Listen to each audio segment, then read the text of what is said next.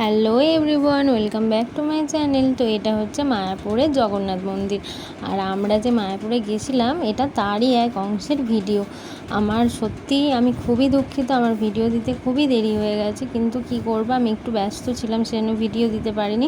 আর এখানে দেখো জগন্নাথ দেবের মন্দির, কি অসাধারণ জগন্নাথ দেব, সুভদ্রা, বলরামকে লাগছে, তাই না? আর সামনেই তো জানো এই সান্ধ্যযাত্রা গেল, তো এবার আসছে রথ। দুর্গাপুরের জগন্নাথ মন্দিরের ভিতরটা কি অসাধারণ।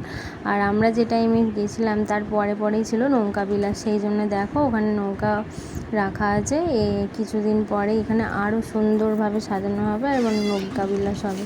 এখান থেকে আমরা সেদিন বেরিয়ে আমরা যাচ্ছিলাম রাশিয়ান পাড়ার উদ্দেশ্যে। এখানে দেখো দুধারে শুধু জমি, কি অপূর্ব গ্রাম, গ্রাম মানে একটা আলাদাই ভালোবাসা, অনুভূতি, বলে বোঝানো যাবে না। তো কাকারা যেহেতু ওখানে থাকে, তো কাকার স্কুটিতে করে আমি আর ভাই দুজনে মিলে তো বসেছিলাম এবং আমরা ওখানে যাচ্ছিলাম রাশিয়ান পাড়ার উদ্দেশ্যে। তো রাশিয়ান পাড়া তো আমরা কোনোদিনও যাইনি, ওদিকে আমরা মায়াপুরের দিকেই ছিলাম বা ঘুরেছি, রাশিয়ান পাড়ার দিকে যাচ্ছি। তো যাই হোক, তো ওখানে সবাইকে অ্যালাউ করে না, কাকার একজন বিশেষ বন্ধু আছে, সেই সূত্রে আমরা ওখানে যাচ্ছি। তো দেখতে থাকো।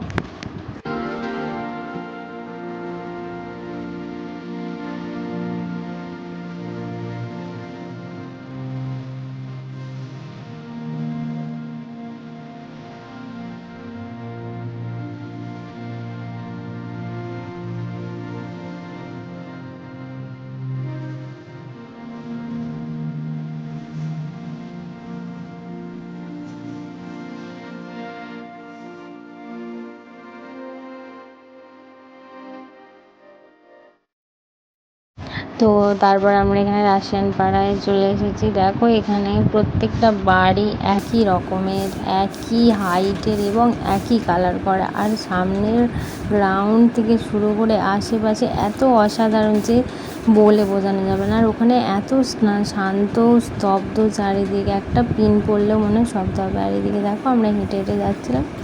তো যাই হোক, তারপরে এখানে আশেপাশে ঘুরে দেখছিলাম, কি অসাধারণ ছিল। দেখো, দেখতেই পাচ্ছ তোমরা, কি অপূর্ব জায়গা, কি শান্তি। তো যাই হোক, এইভাবেই খুব আনন্দ করেছিলাম ওখানে। ভিডিওটা ভালো লাগলে অবশ্যই লাইক করো, চেষ্টা করবো আরও তাড়াতাড়ি ভিডিও দেওয়ার। এখন টাটা।